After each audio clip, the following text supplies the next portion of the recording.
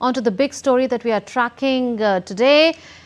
Pakistan Army Chief Field Marshal Asim Munir can now neither be arrested nor prosecuted for life. Pakistan's 27th constitutional amendment significantly increases its powers and curtails the powers of the Supreme Court by establishing another court above it. This leaves the civilian government with little more than symbolic authority and threatens to weaken judicial independence. Judges have started handing in the resignations and protest. The opposition alliance led by Imran Khan's party has pledged to observe Black Day next Friday against the amendment. For Pakistan's fragile democracy, these changes represent yet another blow. What was once an informal military rule in Pakistan has now become a codified constitutional reality. Here's a report.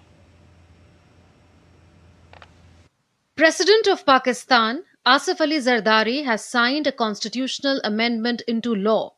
The amendment elevates Pakistan's Army Chief General Asim Munir to the new post of Chief of Defence Forces or CDF.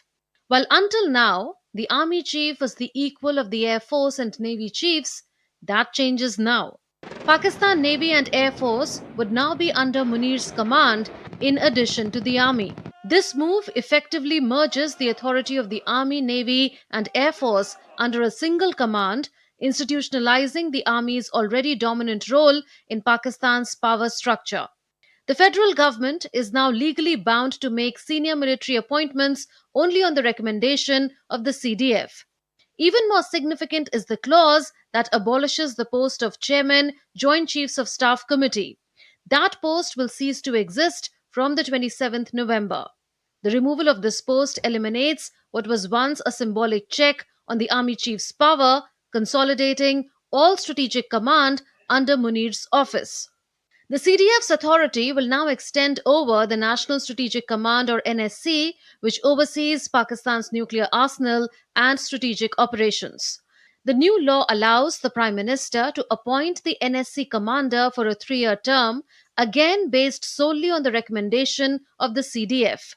The amendment also grants Munir legal immunity for life from arrest and prosecution after his term ends.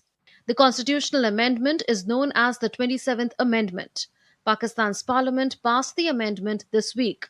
The lower house of parliament approved the legislation with a more than 2/3 majority, with only 4 lawmakers voting against. The upper house passed the bill 2 days earlier after the opposition boycotted the debate.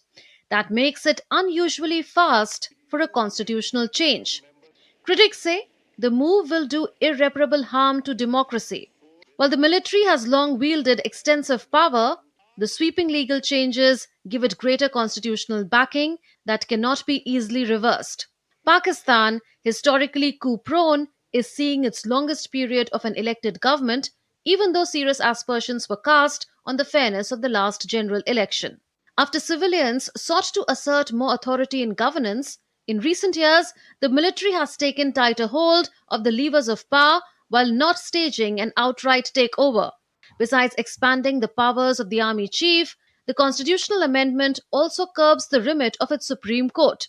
Constitutional cases will move from the Supreme Court to a new federal constitutional court whose judges will be appointed by the government. In recent years, the Supreme Court has at times blocked government policies and ousted prime ministers. Critics say hand-picked judges would now hear the most politically sensitive cases impacting the government, with the Supreme Court dealing with civil and criminal matters. Under the reforms, President Asif Ali Zardari would also get immunity for life from prosecution. While Pakistan's Prime Minister Shehbaz Sharif hails the amendment as a step toward institutional harmony and national unity, the changes may well concentrate power in the hands of the military and the ruling coalition and erode judicial independence. Analysts argue that these amendments amount to a formal declaration of military supremacy in Pakistan.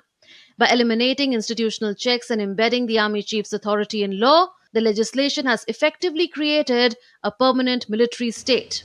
The amendments also set a dangerous precedent, allowing future generals to entrench themselves in power without constitutional challenge.